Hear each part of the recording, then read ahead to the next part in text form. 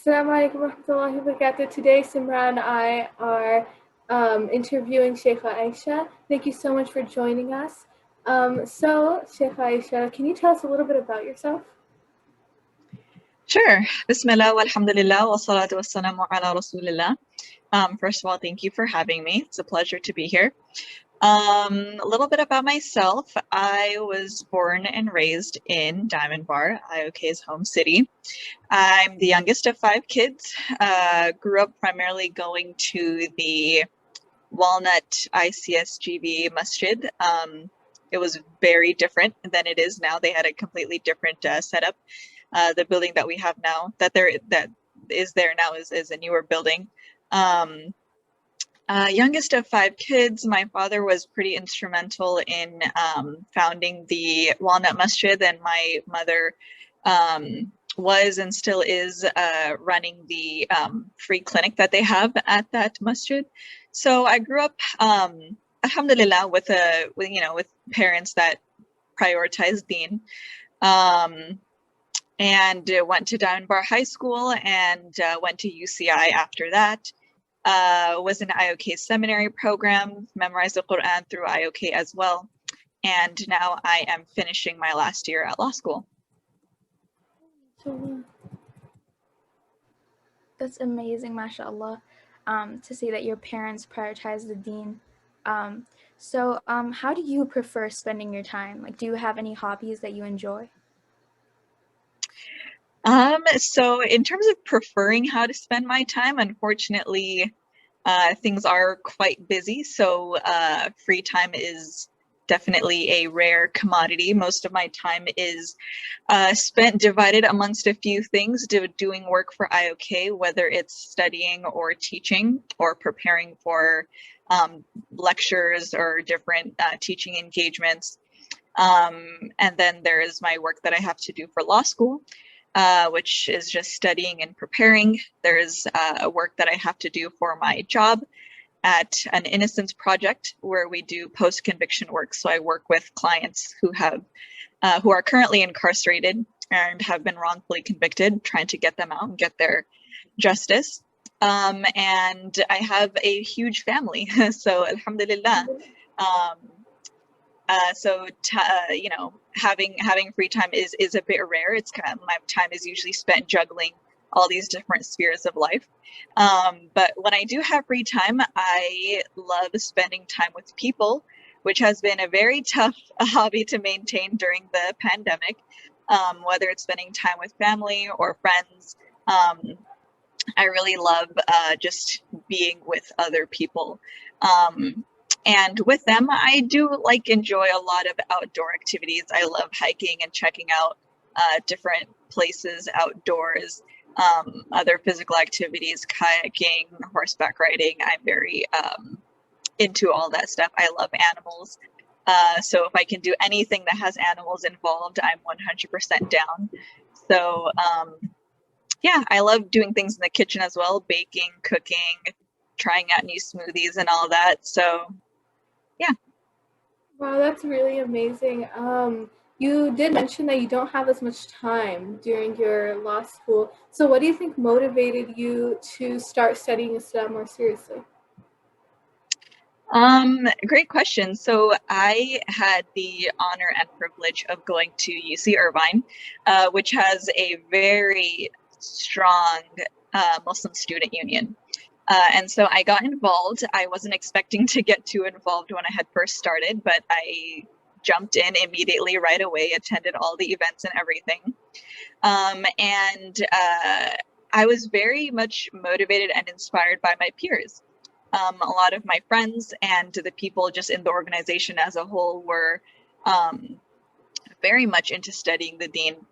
With whatever opportunities they could get. And it was through the MSU that I was introduced to Sheikh Mustafa's program, CIS or CIU. I think it changed names at some point, but I was introduced to that program. There were some other Muslim Student Union students that had attended his classes. So I took his Arabic classes. I took a couple other hadith classes, and I was in love with it. And there came a point where I realized that, you know, doing this stuff once a week or twice a week for a couple hours is not enough. I want to do something full time. I want to do something where I'm fully immersed in the study, just like I am with my secular studies, CCI and all that. So I had reached out to Sheikh Naman. I hadn't talked to him in years, I think, when I first reached out. IOK actually has a very close relationship with myself and my family. For a period of time before IOK had a building, they had their hifz and weekend program at my house. So they had the programs there, and I knew, you know, he had this thing, Institute of Knowledge, going on. I think I had only been to the new building once just to check it out and congratulate him on his feat. So I had reached out to him after not having talked to him or seen him in such a long time, and telling him about my dilemma, about, you know, I want to do so much more. And at that point, the IOK seminary was not official. It was a bit, not underground, but it wasn't like a public facing advertised program that they had. And so he told me, you know, we have this thing going on. It's kind of in its pilot stage. But if you are free, feel free to swing by and check it out. And the rest is history. I checked it out and I loved it and I stayed. Alhamdulillah. MashaAllah, that's a wonderful story. So you did mention that you're in your last year of law school. So I just was curious, like, what drove you to law school in particular? Yeah, it's a good question. So I, like you two and many people at IOK, are born to Desi parents who are very academically inclined and motivated. And so, to be honest, to be completely honest, it's not super inspiring or anything, but my parents suggested it. They had suggested, you know, this might be a good fit for you. I made it very clear I did not want to go to med school. I mentioned earlier that I'm the youngest of four, and those four above me are all doctors. So I saw the whole experience and the whole cycle, and I was like, that is not for me. I'm not about to go do that and have that be my career choice. So they knew I didn't want to do that, and they said, you know, this might be another good option for you. And so I wasn't forced into it at all, but they suggested it, and I said, yeah, I can see myself doing that. And you know, through the 3 years that law school takes, it grew on me. It grew on me, and I find myself happy to be in this field. Wow, yeah. So I'm sure law school is tough. How do you manage your time between your academic studies and your religious studies? That's another great question. And before I give more of a practical answer, I get this question a lot, and I think seminary students get it a lot, just because you're handling two full-time lives, essentially. And the biggest question we generally get is, how do you do it? How do you manage your time and all that stuff? And my biggest answer, my number one answer, is that I am not the one doing it. Rather, it's Allah that's helping throughout the whole entire process. I firmly believe that it is through my dedication to studying the deen that Allah has made everything so much easier. And we obviously have this concept in our deen of barakah, where if Allah puts blessings in your time, in your wealth, in your studying, whatever it might be, if He puts barakah in it, then it's you're able to do so much more with a lot less. And so I think that's really been what has been the main factor in carrying me along and helping me do so many amazing things, alhamdulillah, is just the fact that I dedicate a portion of it to the deen, and Allah sees that, and I'm hoping it's through that commitment to the deen, studying, teaching, all of that stuff, that Allah puts barakah in my time and allows me to do so much more with the limited amount of time that I have. So kind of on a more spiritual level, time management is all on Allah. If you do what you need to do in terms of deen, then He will take care of the rest. And I've seen that time and time again in my experiences, where I just feel like I'm literally able to do more with less. There are people that are doing law school or undergrad or whatever it might be full time, and they are struggling. Whereas, I'm kind of balancing law school with another whole world of Islamic studies. And the balance is a lot easier for me. And I think it's because I have Allah by my side, because he knows that, she's using her time wisely. So let me take care of the other end of things. On a more, I guess, practical level on how to deal with time management, I think two really important things that I have grown to value in my time management is, one, the importance of sacrifice, and two, the importance of prioritization. So sacrifice meaning there's got to be times where you just have to say, bye sleep, I'll see you, whenever, or bye social life, I'll have to see you whenever. And, obviously in a healthy balance, but there has to be an element of yourself where you're willing to sacrifice things that you just really want to do, that aren't going to help you get to your goals per se. So things like sleep or abundant hanging out or social media or all these other things that almost inadvertently take up so much of our time, kind of just getting used to sacrificing those things and saying goodbye to these time guzzlers. And another thing is prioritization, being able to know what needs your time and when.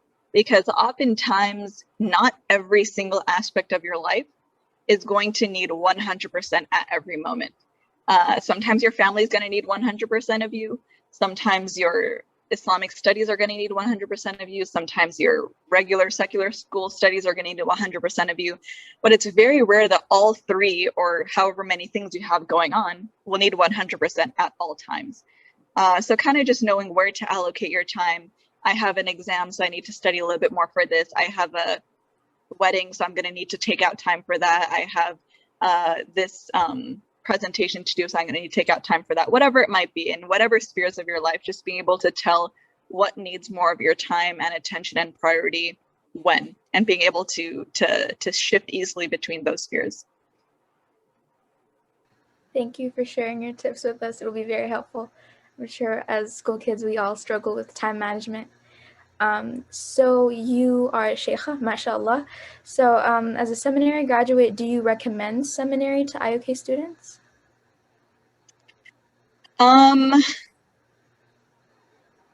It depends. I would definitely say it depends. In a nutshell, as an overall general answer, yes. But I would say that the only reason it depends is because there takes a certain type of mindset in order to actually be successful in seminary. And ideally, you would only enroll in seminary if you are going to be successful in it, not just cruise by and not get anything out of it. So IOK, or the seminary program itself, requires, the skills that we talked about earlier in terms of time management and stuff like that. But it also requires different things like dedication, sacrifice, giving it some sort of weight and priority. And so I would say that it depends, because ideally, the ideal student would have all of those things, that type of mindset of, this is going to be a huge priority in my life. This is going to be something that I dedicate my entire soul to. This is going to be something that I give my 100% to, all of my effort, and something that is just really important in my life.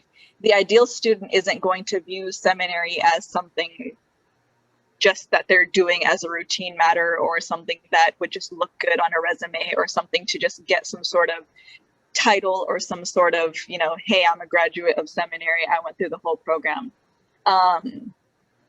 So if the student has, these different qualities of dedication, sacrifice, commitment, sincerity, all of those things, then definitely seminary is 100% for that student. And even for students that might not have all of those things mastered yet, seminary can be the thing that gets you to master those things. Oftentimes, people who struggle with time management, the best way to get them to be good at that is to make them extremely busy with a ton of things, because they're kind of forced to figure out how to balance all of their spheres of life. But for students that kind of are not willing to make that commitment, IOK Seminary will still accept them with open arms, but in terms of what level of success and how much they're actually going to get out of the program, that's not going to be as certain for students that don't have these qualities of just dedication, commitment, sacrifice, and giving seminary very high priority and importance. That's very important, I think. So, what skills do you think are the most valuable in the pursuit of knowledge, and which do you think have like helped you most in pursuing your dream? Yeah, so definitely the ones that I listed earlier in terms of time management, and the other ones are, roughly similar to each other, but these notions of dedication and sacrifice and commitment, they're all relatively the same idea.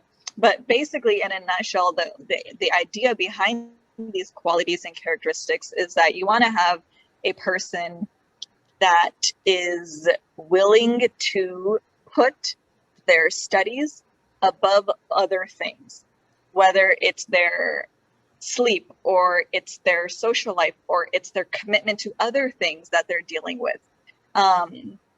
I think it's important to have that notion of this is a priority, and so it's necessarily going to require me to put it above other things in my life. And I think that's something that people are hesitant to do with seminary, because for whatever reason it might be, they're not willing to put it above their secular studies or above other things, whatever people have going on. So I think having that quality of I'm willing to put this above certain things. And again, like we talked about earlier, that doesn't mean every single second, every single moment of the time. Sometimes you're going to put it below other things, and that's okay. But as long as there are times where you're willing to put it above other, other spheres of life, I think that's an extremely important quality. And I think another really important quality is sacrifice. While you're a student, and also when you become a more advanced student and then therefore graduate and are out into the teaching world. While a student, it's important to sacrifice, like we talked about earlier, your time and all that stuff in prioritizing the study of the deen. But also after graduation and when people are more advanced students and they delve into the teaching world, that's something that I'm currently still learning, the importance of sacrificing for the sake of teaching now. Because there's, going to be times where you're just so burnt out from everything else that you're doing. And, someone reaches out to you to do a lecture or to give a class or to lead a halaqa or something like that. And I think it's very important, and not just important, but an obligation and a responsibility on students of knowledge to go out and teach, even if they really don't feel like it, even if they're too busy, even if they don't want to, because it doesn't matter. You have the knowledge, and it's a burden, and it's a blessed burden, but it is a burden that you have to fulfill and to satisfy, to go out there and teach, and to really realize that it's more than just a 5-year journey. It's a lifelong journey. You're always going to be learning, you're always going to be teaching, you're always going to be making mistakes. And so just having those, qualities of knowing that ahead of time, knowing that I need to study this material so well that I can teach it, and so well that I can teach it even when I'm on 2 hours of sleep and I'm tired and I don't want to be there.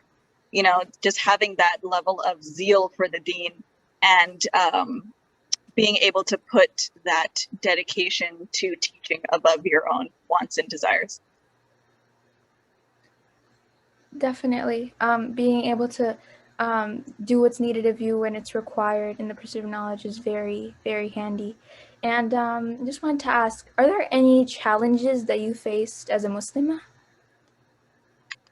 Like in general, or? Just throughout your life. It doesn't have to be now. It could be when you were younger, like any sort of thing with your identity, especially with the hijab and things.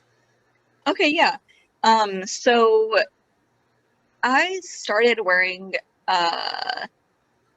Well, actually, before I even go to that, as I said, I had parents that were attached to the deen. But ironically, I actually did not have Muslim friends growing up. I had one Muslim friend that I met through Sunday school. So I saw her like once a week. But I didn't have Muslim friends, whether, throughout my entire elementary, middle, high school education. My best friends were not Muslim. And it was only until I went to UC Irvine and I joined the MSU that I started having Muslim friends as like my normal crew of people that I hang out with. But growing up, I didn't have that. I didn't have a Muslim crew. My crew was, non-Muslim. And so that definitely did present somewhat of a, not identity crisis, but trying to figure out what role I play in my circles of, social influence. And for the most part, I, alhamdulillah, did not face too many crises because I had that strong foundation at home where my parents were, we prayed together. Ramadan was a big deal. Every morning, I remember my mom reading Yasin in her bedroom. And so I had that strong Muslim influence at home. And so I think because of that, that was a huge advantage for me in navigating the outside world, where I didn't have Muslims around me at all for the most part, for the, most of my young, growing up life. So I think that was a huge advantage that I had just growing up in a very solidly grounded Muslim household. So that when I got out into the world, I didn't have as many of those, struggling with being a Muslim.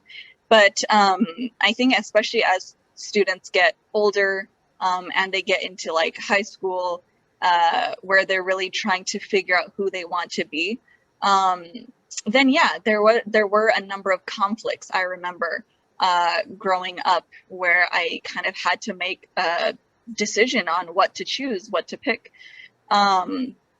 And these conflicts for everybody, they range. Everybody has their own, struggles that they go through.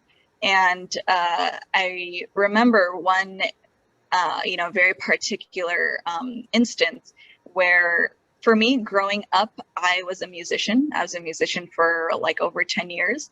And I was a very successful musician as well. And I believe in my senior year of high school, I had joined a professional music group that was located in Northern California in Santa Clara.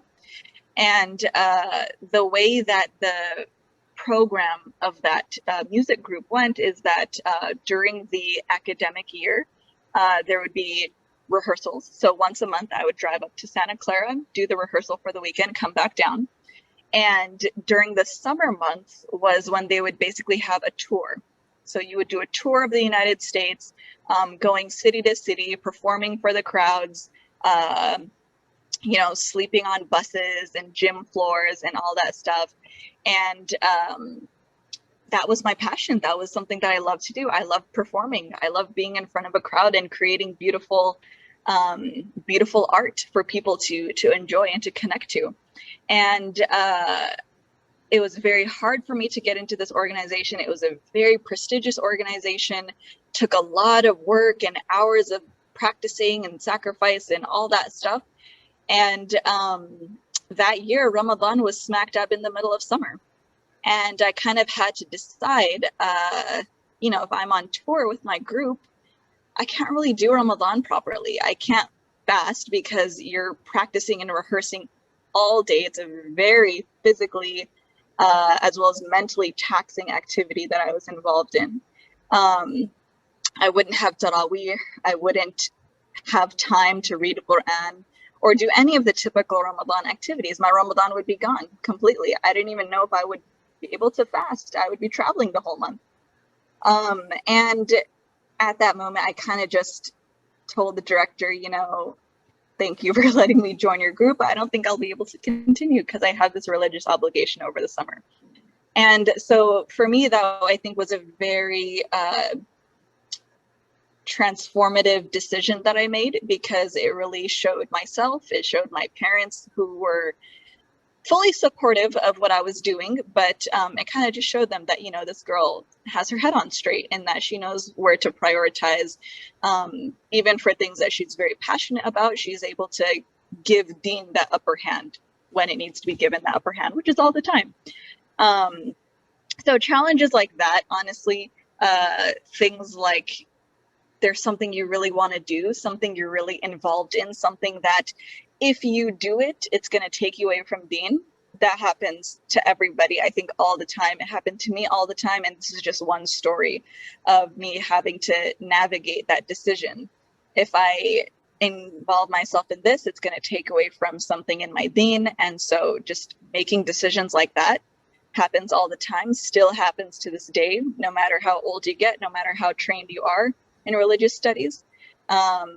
So being able to, I think, live through experiences like that are challenges that really help you grow.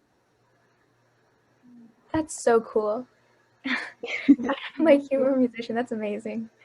That is really interesting, actually. And I'm sure there were a lot of things that you may have had to give up during certain times to really focus on your religious studies. And mashallah, you memorized the entire Quran. So which surah did you think was the hardest for you to memorize? That's an interesting question. I had an interesting memorization schedule, like order. I did from 30 backwards to 20, and then I did 1 through 19. So had kind of an interesting order. My last surah that I memorized was Surah Qasas, which is very special to my heart. Hardest surah? Honestly, maybe something like, and it's funny because I still get them confused with each other. Honestly, probably something like Nahl. Yeah. Yes, you feel me on Oh that my one. God. And my husband's the same I way. He's failed that always surah been so scared many of that times. surah. Maybe that's like a universal thing. Yeah, Nahl is a tough one. When I was memorizing, I think Toba, it was very smooth sailing and I got it down and it was excellent. But for some reason now, every time I do my review of that, I'm kind of just like, I memorized this. Yeah, but Nahl I think is probably the toughest one. I remember when I was memorizing, my Quran teacher was like, "Don't let the bee sting you." I was like, and me and my best friend, we were like memorizing together, right? So we both failed on that surah at least 3-4 times. It was not pretty. Um, so sometimes, you know, young women find it hard to find a role model that we can relate to. So was there anyone that you kind of were inspired by when you were growing up? As cliche as it sounds, I think my biggest role model growing up was definitely my mom. My mom, I think, was for me, and I still believe it to this day, just such a excellent balance of so many different things. My mom's a physician. She's a doctor in internal medicine, and growing up, I just remember her being so busy, and she's still so busy. You know, that intensity of her work has not gone down one bit, even though she's gotten older. And for me, as a young woman growing up, it was so inspiring for me to see someone, a woman, be so successful in her career, to just achieve so much. And she wasn't just like, you know, an average doctor. She had gotten awards and giving presentations, and the community loved her. Muslim SoCal community all knows my mom as their doctor, which is a huge blessing. And not only was she so successful in her career, and she was just so and is so intelligent and like a really positive role model for young women of how great you can actually be and how much you can achieve in this life. Mashallah, tabarakallah. But she was also very committed to the deen as well. I've never seen anyone more selfless, someone that's willing to just sacrifice anything and everything for even people that she just met. And that shows in her clinic, where she uses the skills that Allah gave her to help those who don't have as much and don't have the resources that they need, and also just financial help, helping whoever is in need financially. And with her time and with her advice, people call her all the time. Just very committed to helping people regardless of whatever it might be. She gives her cell phone number out to her patients, and I'm like, why would you do that? I would be hesitant to give my personal contact information to people that are your clients or your customers, but she does that because she really views whoever's involved in her life as someone that she'd treat like family, and someone that can contact her at any time. So there was her success in her career, there was success in the deen, and there was also just her overall presence in the community and in the family, where despite her being so busy all the time with everything she has going on, I, as her daughter, never felt neglected. And I don't think anybody in our family ever has felt like she did not give us 100% of her when she was with us. And so it's prophetic in character to be able to balance all of your spheres of life so well. Where everybody feels like they are getting 100% of you when you give yourself to them, never feeling neglected or anything like that. So my mom, definitely biggest role model growing up, just because she had this excellent ability to balance so many things going on. And also because, especially the last two, commitment to deen, always just prioritizing learning and ibadah, stuff that, is a bit more difficult for the younger generations to understand, but just like, reading Yasin every morning and doing extra prayers alongside and just making that part of your routine. And then just having the personality that she had, so helpful, so selfless.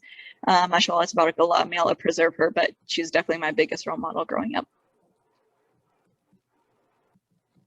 I know, I think definitely our parents are people that we should definitely look up to. But now that you've accomplished so much, mashallah, what would be your advice to younger Muslims?